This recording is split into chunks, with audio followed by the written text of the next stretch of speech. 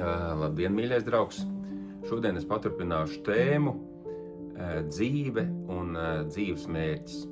Dzīvojot pasaulē, mēs pavadām dienas, nedēļas, mēnešus un gadus un visu dzīvi savu apzināto, jeb neapzināto dzīves mērķu realizācijai. Tie var būt izdzīvošanas mērķi, naudas pelnīšanas mērķi, attiecību sakārtošanas, uzlabošanas mērķi, dzīvesvietas mainīšanas mērķi, atpūtas, biznesa, politiski, ekonomiski, finansiāli, garīgi un visādi citādi mērķi. Un viņiem ir viena tāda kopīga pazīme, ka viņi vada mūsu ceļus pasaulē.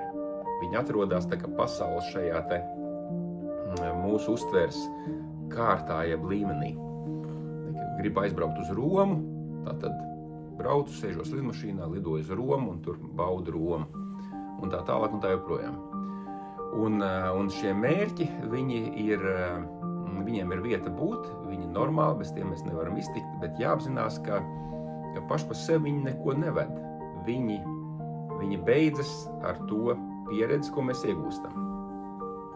Un tāpēc dzīve, kas sastāv tikai no pasaulīgiem mērķiem, viņa,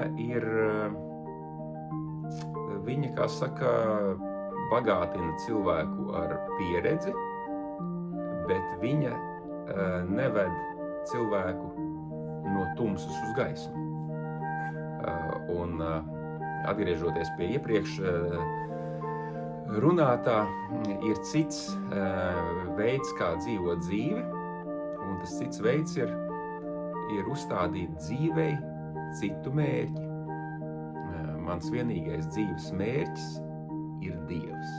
Mans vienīgais dzīves mērķis ir dievišķa mīlestība un gaisma.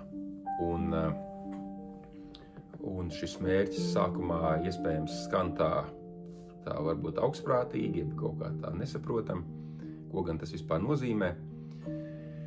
Bet to var saprast tādējādi, ka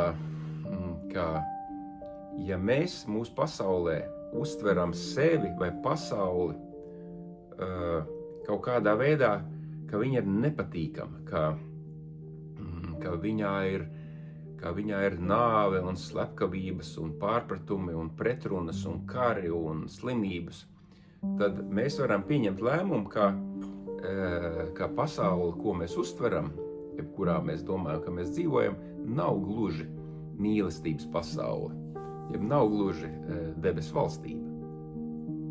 Tātad varam izdarīt tādu secinājumu, ka kaut kādā veidā mēs esam nokļuvuši šai pasaulē.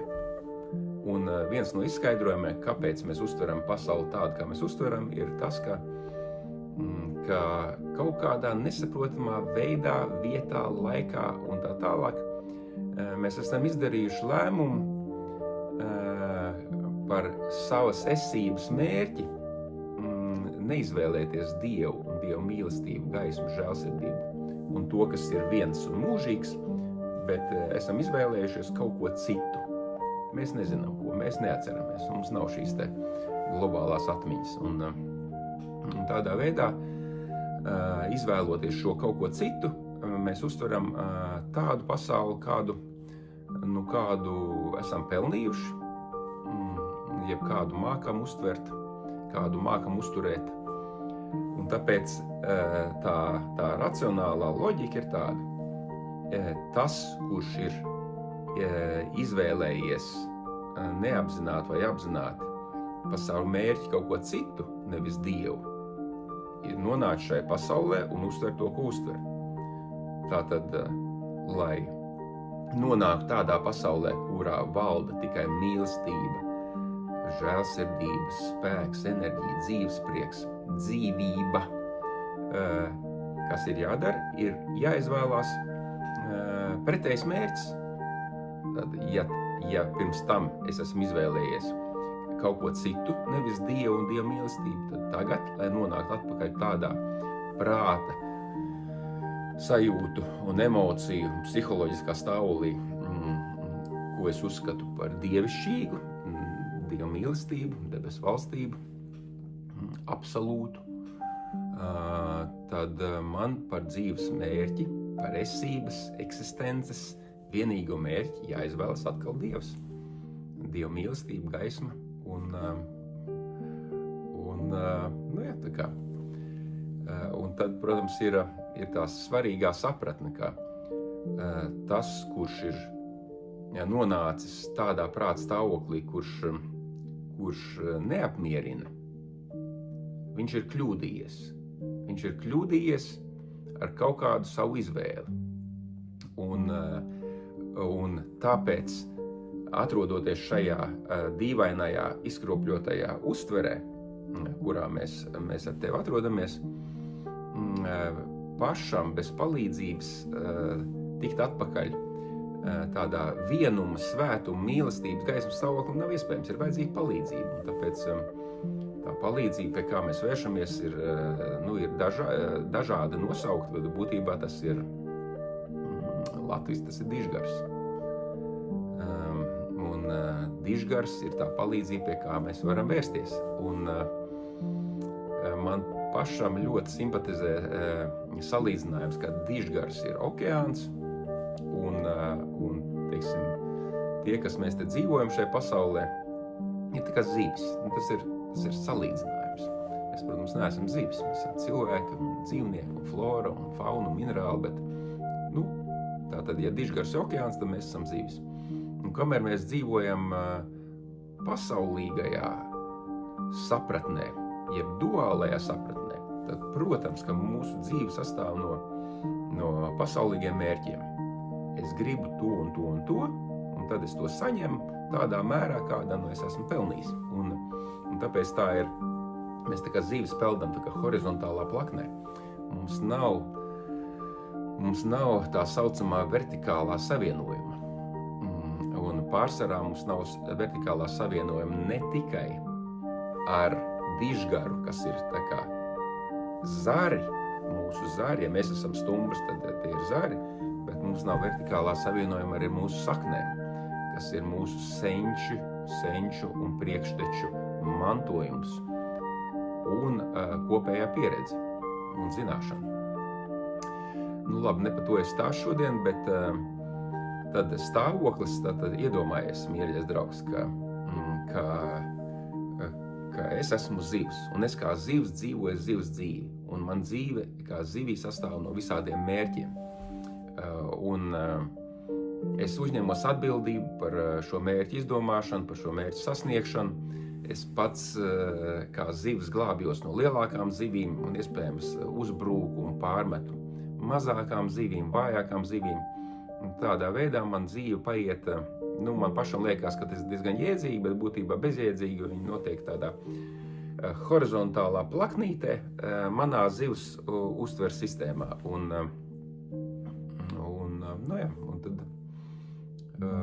tad nāk prātā tas teiciens, ka life is tough and then you die. Dzīve ir grūta, un tad tu nomirsti. Tad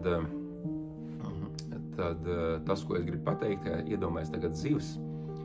Zivi ir atnākusi informācija, ka iespējams, ka es tā redzu un uztveru pasauli, tāpēc, ka es esmu izvēlējusies būt šķirta no dižgarība okeāna. Tā ir mana izvēle bijusi. Apzināti vai neapzināti, to es neatceros. Bet, labi, man nav pašam labāk varianti, tāpēc es pieņemu, ka varbūt tas tā ir. Tātad, ja es kaut kādā veidā izvēlējies būt šķirts no okeāna savā uztverē un saprašanā, tad ceļš atpakaļ pie okeāna, jeb dižgara, ir izvēlēties par vienīgo dzīves mērķi okeānu jeb dižgaru, kas, protams, citiem vārdiem ir absolūts, atmans, dao, Dieva miers, prieks, laime, mīlestība. Tas ir tas mūžīgais. Un kas notiek? Notiek tas brīnumainais lieta, ka zivs, jeb cilvēks par savas dzīves mērķi pastāvīgi no dienas dienā, no parādības parādībā izvēlas tikai Dieva mīlestību, dižgaru, absolūtu, kuras simbols ir šis te okeāns. Un vienā brīdī notiek transformācija, kā zivs, jeb cilvēka gadījumā cilvēciskā, duālā uztvere, domāšana, saprašana, reakcijas, interpretācijas, viņas nomainās uz okeāna domāšanu, zināšanu, interpretāciju. Tas nenotiek mistiski, tas notiek soli pa solītim, maigā veidā, un vienā brīdī okeāna apziņa pārņem zivs apziņu. Dižgara apziņa, jeb prāts un zināšana pārņem zivs, un tā kā tie līmeņi nesalīdzinām, okeāna domāšana, redzējums, uztvere, zināšana nesalīdzināma ar zivs, tad tā zivs domāšana, redzējuma, uztvere un iepriekšējā reakcijas un interpretācijas viņas vienkārši noplok un neutralizējas, un viņas pazūd. Un izmantojot kristiešu stāstu, jeb terminoloģiju, ja zivs, kas pasaulīgi dzīvo savā horizontālajā plaknītē, ir tā kā cilvēks, jeb Jēzus, tad Jēzus, jeb zivs, kas ir atdevusies okeānam, kuru okeāns ir pārņēmis, kļūst par Kristu.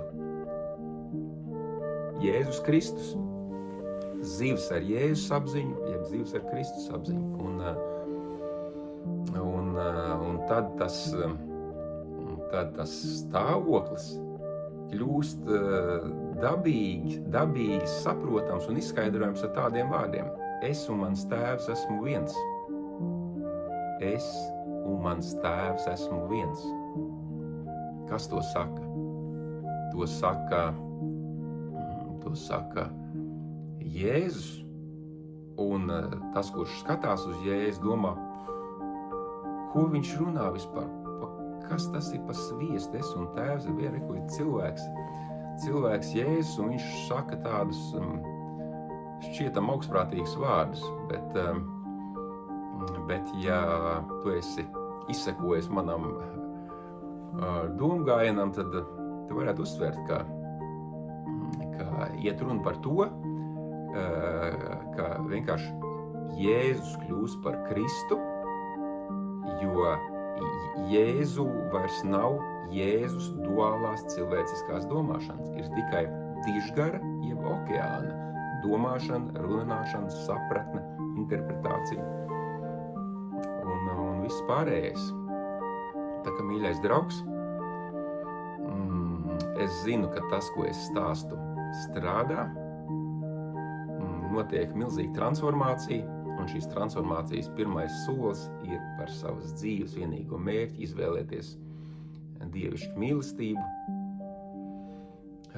jeb dižgaru, jeb absolūtu, un tad vienā vietā, vienā reizē, vienā momentā ir notikusi transformācija. Un cilvēks var teikt, ka es un mans tēvs esam viens. Jauku dienu!